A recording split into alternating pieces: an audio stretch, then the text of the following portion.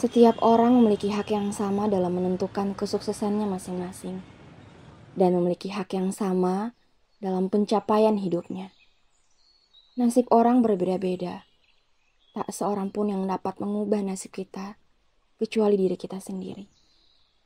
Impian bagiku merupakan harapan terbesar bagi saya untuk diwujudkan. Bahwa impian yang kecil tak cukup kuat untuk membuat saya mengejarnya. Walaupun saya harus terbentur dan terus terbentur hingga akhirnya saya terbentuk. Lalu, apa impianku? Namaku Sofia Sri Ayu, saya merupakan seorang mahasiswi Prodi S1 Gizi yang sedang kuliah di salah satu universitas terbaik di Sulawesi Tengah, yaitu Universitas Widya Nusantara. Saya merupakan seorang mahasiswi gap year tahun 2016 dan kuliah di Prodi S1 Gizi pada tahun 2019. Singkat cerita, saya pernah merasakan kehilangan dan merasa bahwa tidak ada harapan untuk menuju kesuksesan dan tidak ada harapan untuk meraih impian. Begitu banyak komentar sana-sini yang selalu menghakimi saya, yang katanya tidak usah kuliah, hanya merugikan uang orang tua. Katanya tidak usah kuliah, karena kamu akan menjadi mahasiswa paling tua. Dan katanya tidak usah kuliah, karena kamu mahasiswa paling bodoh, karena kamu adalah mahasiswa pindahan. Namun cibiran orang-orang tersebut justru membuat saya lebih percaya dan semangat bahwa semua orang mempunyai garis tangan yang berbeda-beda dan mempunyai tujuan yang berbeda-beda. Sejak tahun 2016 saat saya lulus SMA, ternyata saya lulus juga di salah satu perguruan tinggi yang saya minati melalui jalur SNMPTN atau jalur bebas seleksi di jurusan S1 Farmasi. Tapi ternyata saat saya pulang sekolah, orang tua saya menolak untuk saya mengambil jurusan tersebut dan katanya jadi guru saja, jangan jurusan itu. Assalamualaikum. Waalaikumsalam. Bapak, lihat. Bapak, lihat. Saya lulus. Apa ini? SNMPTN. Oh, bagus itu, nak. Jurusan apa ini? Farmasi. Kenapa harus farmasi, nak? Kenapa tidak jurusan lain saja? Ih, bagus, Pak, jurusan farmasi. Saya benar-benar sedih, kecewa, marah karena orang tua saya menolak untuk saya mengambil jurusan tersebut.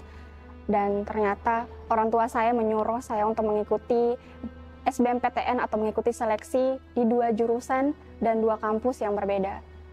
Di situ saya benar-benar sedih, kecewa, karena saya harus belajar lagi, saya harus mempersiapkan diri untuk mengikuti 2 jurusan yang berbeda itu. Dan saat pengumuman tiba, ternyata saya lolos di 2 jurusan tersebut, yaitu jurusan keperawatan dan jurusan pendidikan. Saya benar-benar senang pada saat itu, karena saya bisa lolos di salah satu jurusan kesehatan dan itu mimpi saya. Tapi ternyata saat saya bicara sama bapak saya, katanya jangan jurusan itu, ambil yang guru saja. Sofi, sini dulu. Ya, Jadi, bagaimana sudah kuliahmu? saya juga bingung. Jadi begini, kan masih buka SBMPTN ini.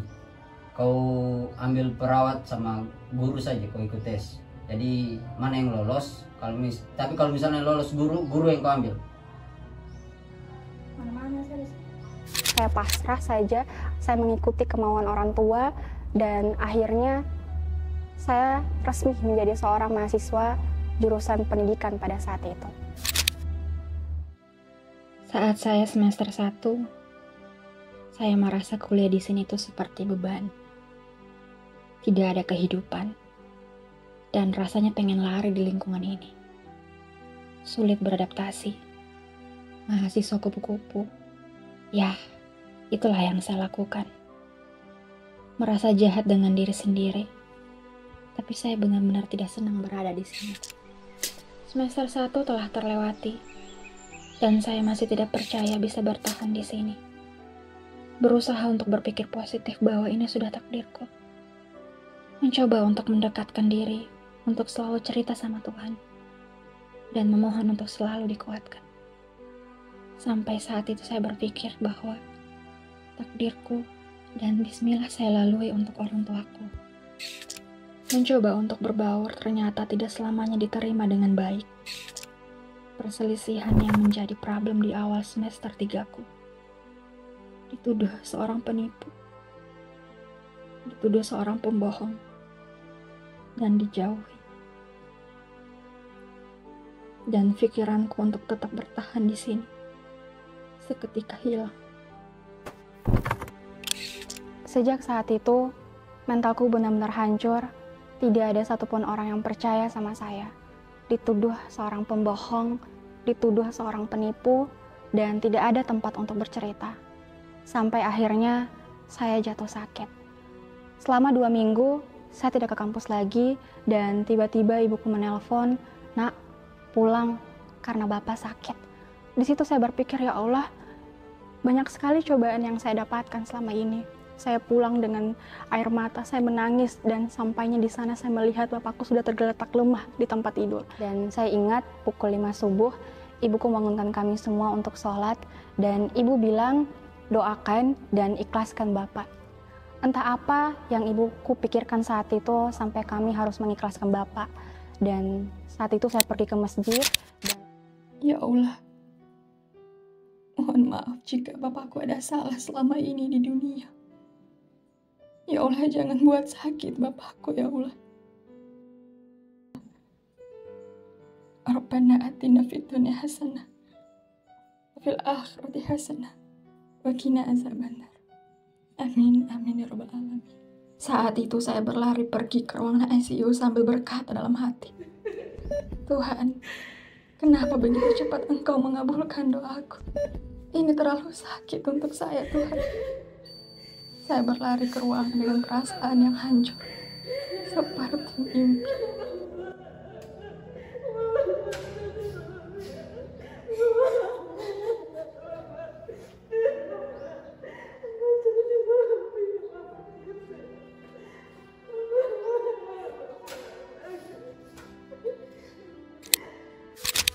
semua orang menangis.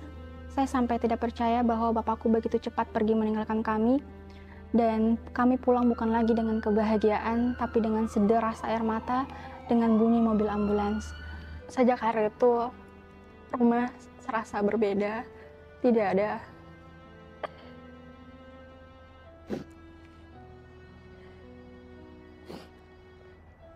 di situ saya benar-benar hancur. Tidak ada harapan dan hari-hari terasa berbeda.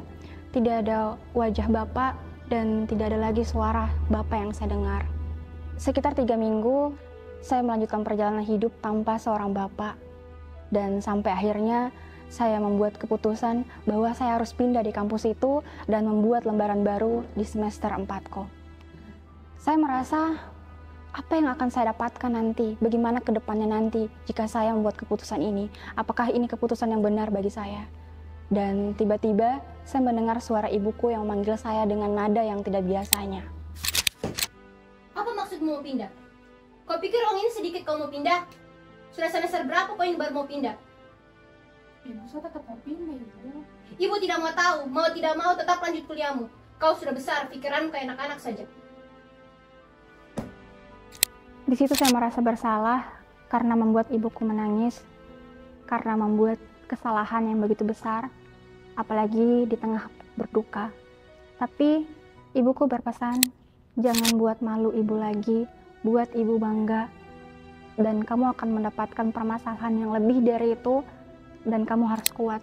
Itu salah satu pesan yang membuat saya merasa, ya Allah, apakah sudah bulat, apakah sudah benar keputusan saya ini untuk pindah dari kampus itu. Tapi saya pikir lagi, ya Allah, kuatkan saya agar saya bisa sampai selesai di kampus itu. Selama di perjalanan, saya selalu berpikir, ya Allah, saya bisa tidak ya memulai kehidupan baru di kampus nanti, apalagi dengan umur yang berbeda. Ya Allah, saya bisa tidak ya sampai akhir nanti di kampus dan menggapai apa yang saya mimpikan. Tapi lagi-lagi saya berpikir ini semua demi mimpi, bahwa saya mempunyai mimpi yang begitu besar untuk membanggakan kedua orang tua saya. Sampai akhirnya saya mencari informasi-informasi kampus yang lagi buka untuk mahasiswa gap year untuk bisa mendaftar di kampus tersebut.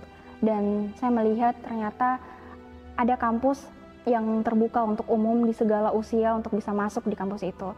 Dan sampai akhirnya saya besok datang ke kampus barengan dengan kakak saya dan mendaftar di kampus Universitas Widya Nusantara.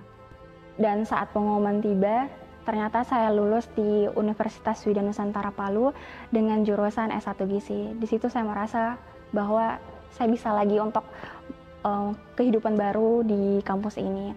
Dan saat itu saya menelpon ibu saya dan ibu saya cuma berpesan, "Nak, sekolah baik-baik, buktikan kamu juga bisa, dan berikan yang terbaik untuk orang tua kamu dan diri kamu sendiri. Jangan malu untuk belajar, jangan malu untuk berbaur, dan lakukan yang terbaik seversimu." Dan itu pesan ibu yang membuat saya semakin percaya dan semangat untuk bisa kuliah di sini. Menjadi mahasiswa baru di lingkungan yang baru, apalagi dengan umur yang berbeda-beda, tentunya ini membuat saya lebih semangat bahwa saya pasti bisa melewati ini semua.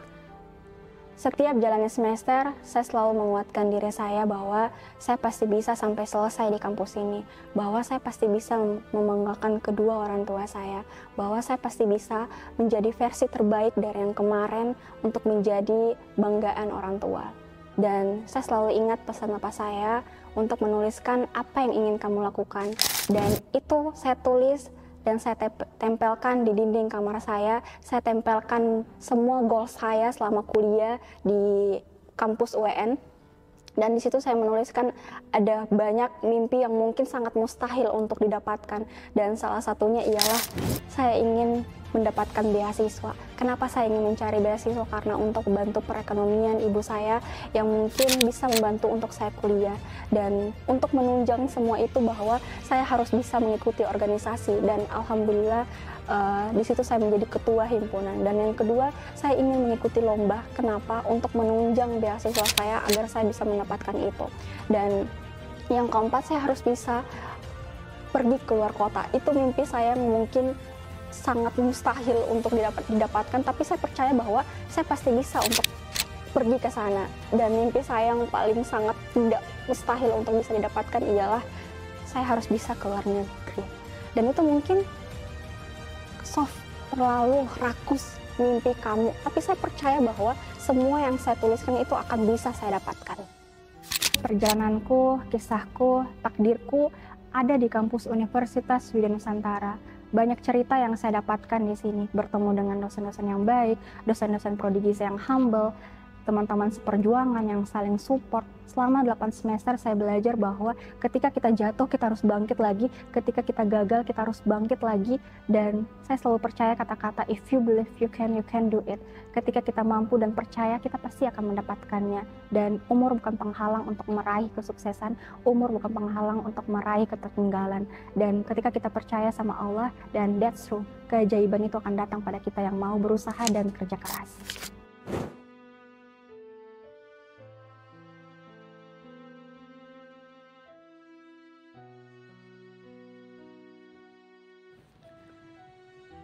Assalamualaikum, Pak. Ini Sofia. Sofia datang lagi, Pak. Tapi Sofia datang kemari dengan topi toga Sofia. Pak, besok Sofia wisuda. Pasti Bapak bangga sama Sofia di sana, kan? Dengan perjalanan yang panjang, akhirnya Sofia lulus kuliah di jurusan gizi. Walaupun tidak menjadi guru seperti keinginan Bapak, tapi Sofia akan berusaha untuk mewujudkan mimpi Bapak dengan melanjutkan kuliah. Doakan Sofia ya Pak, semoga rezeki. Sofia akan berusaha banggakan ibu sama Bapak. Dan hadiah kelulusan Sofia ini sekaligus hadiah ulang tahun untuk Bapak. Selamat ulang tahun, Pak. Semoga Bapak bahagia selalu di sana. Sofia rindu sama Bapak. Sofia izin pamit ya. Assalamualaikum. Mimpi yang saya tulis di dinding kamar kos akhirnya jadi kenyataan. Saat ini saya buktikan bahwa saya telah lulus dan menjadi salah satu wisudawati ke-13 di Universitas Widya Nusantara.